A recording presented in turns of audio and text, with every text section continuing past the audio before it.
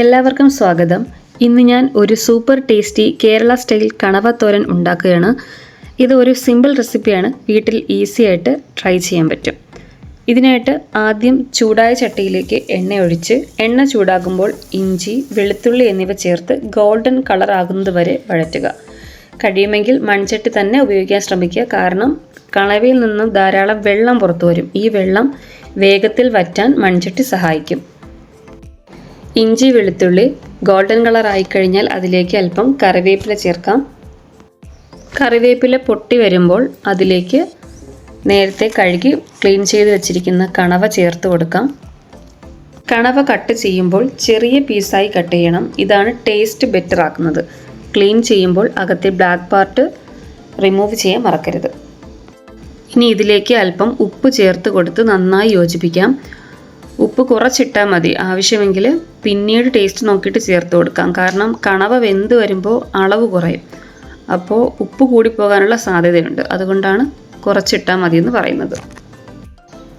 ഇനി ഇത് അടച്ചു വെച്ച് മീഡിയം ഫ്ലെയിമിൽ കുക്ക് ചെയ്യണം. കണവ ഓവർ കുക്ക്ഡ് ആകരുത്, ഇല്ലെങ്കിൽ റബ്ബർ പോലെയാകും. 5 മിനിറ്റ് കഴിയുമ്പോൾ മൂടി തുറന്ന് ഇളക്കി കൊടുക്കാം. ഇതിൽ വെള്ളം ചേർക്കേണ്ട ആവശ്യമില്ല, കാരണം ഞാൻ നേരത്തെ പറഞ്ഞതുപോലെ കണവയിൽ നിന്നും ധാരാളം വെള്ളം ഇറങ്ങും.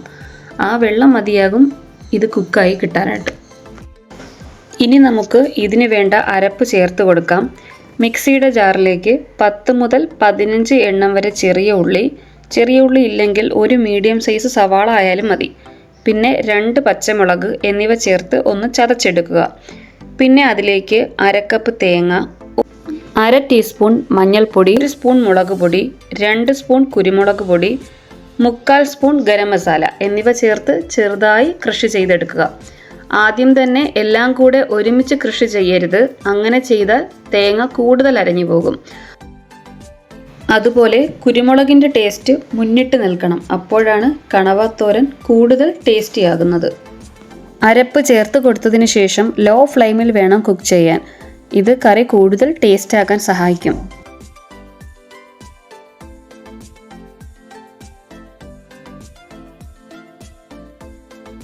ഇപ്പോൾ ഇത് ആവശ്യത്തിന് കുക്കായിട്ടുണ്ട്. നന്നായി ഒന്ന് ഇളക്കി കൊടുത്തതിന് ശേഷം ഫ്ലെയിം ഓഫ് ചെയ്യാം.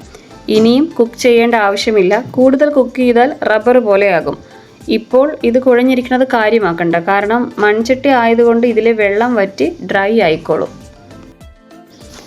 അപ്പോൾ ഇത്രയേ ഉള്ളൂ. വീഡിയോ ഇഷ്ടമായാൽ ലൈക്ക് ചെയ്യാൻ മറക്കരുത്. ഇനിയും ഇതുപോലുള്ള സിമ്പിൾ റെസിപ്പീസിനായി ചാനൽ സബ് ചെയ്ത് കൂടെ കൂടുക.